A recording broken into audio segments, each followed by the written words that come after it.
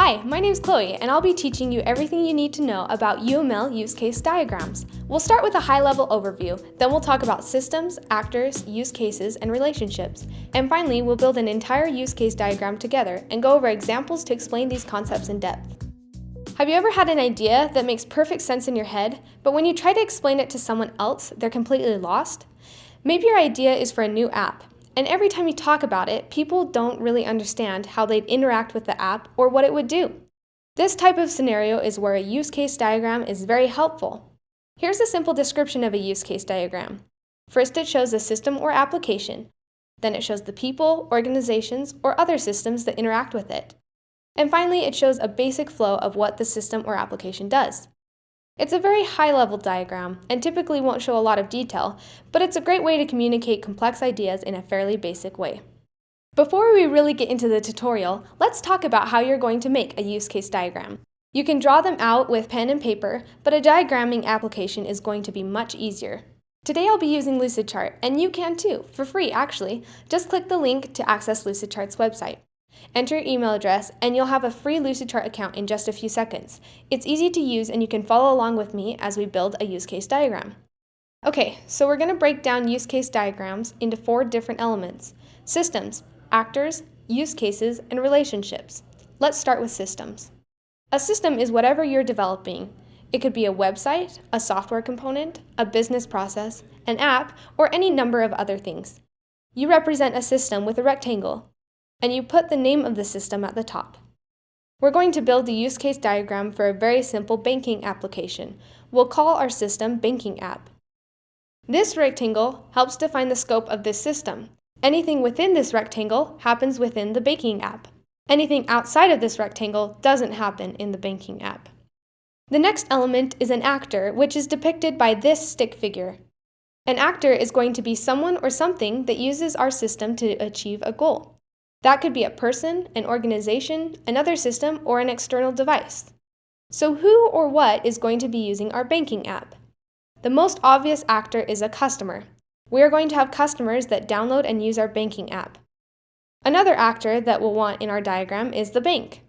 The bank is going to provide information that feeds into our banking app, like transactions and account balances. Here are a couple things to keep in mind when dealing with actors. First, it's important to note that these actors are external objects. They always need to be placed outside of our system. Second, actors need to be thought of as types or categories. For our banking app, an actor isn't going to be a specific individual or a specific organization. We wouldn't label our actors as John and Chase Bank. We want to keep things categorical. So right now we're saying that both customers and banks are going to use our app. And this brings up the topic of primary and secondary actors. A primary actor initiates the use of the system, while a secondary actor is more reactionary.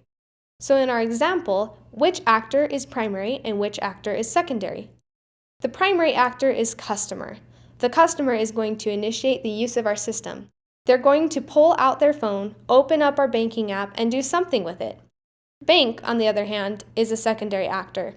The bank is only going to act once the customer does something. If the customer goes on the app to see how much money is in their account, only then does the bank engage with our system to provide the balance. Primary actors should be to the left of the system, and secondary actors should be to the right. This just visually reinforces the fact that customer engages with the banking app and then the bank reacts. The next element is a use case, and this is where you really start to describe what our system does. A use case is depicted with this oval shape, and it represents an action that accomplishes some sort of task within the system. They're going to be placed within the rectangle because they're actions that occur within the banking app. So what is our banking app going to do? We're going to keep things very simple. Our banking app is going to allow a customer to log in, check their account balance, transfer funds between accounts, and make payments towards bills. So if this is what our banking app does, we're going to have use cases that describe each of those actions. We'll have a use case called login, another called check balance, another called transfer funds, and finally make payment. You can see that each of these use cases starts with a verb and reinforces an action that takes place. We also want them to be sufficiently descriptive. If this use case just said transfer, that'd be too vague. Finally, it's good practice to put your use cases in a logical order when possible. That's why we put login at the top. That's the first thing that will happen when a customer uses our banking app. The final element in use case diagrams are relationships.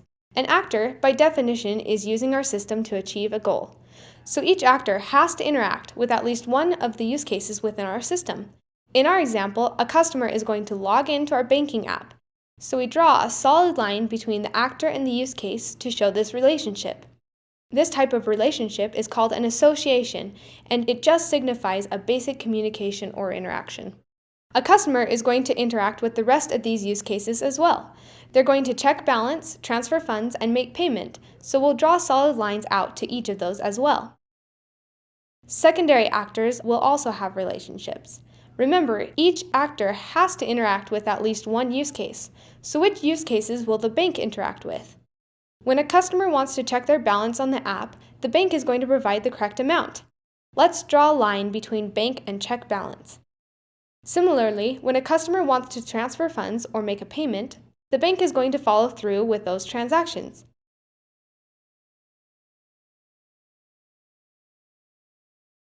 We don't need to draw a line to log in because that process happens within the banking app. There's no need for the bank to actually get involved with the login process. There are three other types of relationships in addition to association. There's include, extend, and generalization. Let's build out this diagram with additional use cases in order to explain these types of relationships. When a customer types in their login information, our banking app is going to verify the password before completing the login process. But if the password is incorrect, the banking app is going to display an error message. So let's create two new use cases for verify password and display login error. When a customer wants to transfer funds or make a payment, our banking app is going to make sure there's enough money to complete those transactions. So we'll also create another use case called verify sufficient funds. And finally, when a customer wants to make a payment, our banking app is going to give them the option of paying from either their checking account or their savings account. So we'll create two more use cases called pay from checking and pay from savings. Let's circle back to this verify password use case and talk about relationships again. How does verify password relate to the rest of the diagram? Neither of our actors are directly initiating this action. It's just immediately going to happen within our banking app every time there's an attempt to log in. This is an include relationship. An include relationship shows dependency between a base use case and an included use case. Every time the base use case is executed, the included use case is executed as well. Another way to think of it is that the base use case requires an included use case in order to be complete. When you have an include relationship, you draw a dashed line with an arrow that points towards the included use case. So in our example, login is the base use case, and verify password is the included use case. Every time a customer logs in, our banking app will automatically verify password. This login use case won't be complete unless verify password is complete.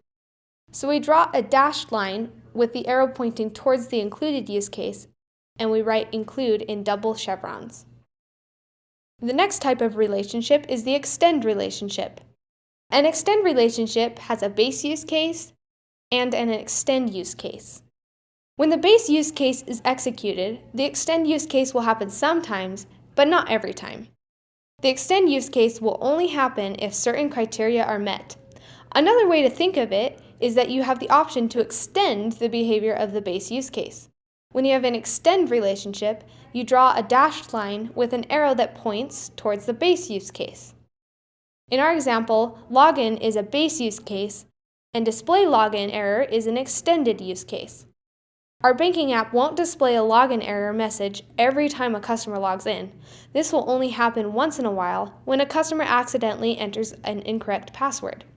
Since this is an extend relationship, we draw a dashed line with an arrow that points to the base use case and write extend between double chevrons. Hopefully, this thoroughly explains the difference between include and extend relationships. But just in case, here's a very basic example to help differentiate between the two. If you sneeze, you will close your eyes. That's an included relationship because it's going to happen every time. Additionally, if you sneeze, you might say excuse me. That's an extended relationship because it supplements the sneeze, but isn't completely necessary in the sneezing process. Just remember that include happens every time, extend happens just sometimes, and don't forget that the arrows point in opposite directions. One quick thing to note is that multiple base use cases can point to the same included or extended use case. For example, both transfer funds and make payment are going to point to verify sufficient funds as an included use case. We want our banking app to make this check every time either of these base use cases occur. You don't need to duplicate the verify sufficient funds use case. The simpler your diagram, the better. The last type of relationship we'll discuss is generalization, also known as inheritance. When you make a payment from our banking app, you can do so from either your checking account or your savings account. In this scenario, make a payment is a general use case, and pay from savings and pay from checking are specialized use cases. You could also use the terms parent and children. Each child shares the common behaviors of the parent, but each child adds something more on its own. To show that this is a generalization, we draw this type of arrow from the children up to the parent. You can have generalizations on use cases like we have here. You can also have generalizations with actors. In certain scenarios, you might want to distinguish between a new customer and a returning customer. You can make them both children to a general customer actor, which would allow you to have certain behaviors or qualities unique to each of these children. One last shape that we'll quickly talk about is a use case with extension points. You can see an example here. The name of the use case is above the line, and then there are extension points below the line. Extension points are just a detailed version of extend relationships. This use case shows that a customer can set up their profile in our banking app. And then these extension points show us that when a customer is setting up their profile, they'll have the option to navigate to a couple different screens. If a customer is confused, they can go to Profile Help. And if they want details regarding their private information, they can go to Privacy Info. Those extension points branch off to extended use cases. Go to Profile Help and show Privacy Info. We can even add a note to show what sort of conditions would lead to these extension points.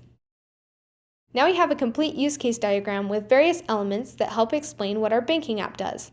This is a very basic example, but remember that even complex systems should be restricted to a simplistic visualization of functionality, behavior, and relationships. If you'd like to take a closer look at this example, click on the card in the upper right-hand corner. You'll find this exact banking app example plus several other examples and resources. Thanks for watching this tutorial on UML use case diagrams. Please subscribe to our channel to see more helpful tutorials. Leave a comment below if you have any thoughts or questions. And lastly, click here to try Lucidchart for free and start making your own UML diagrams.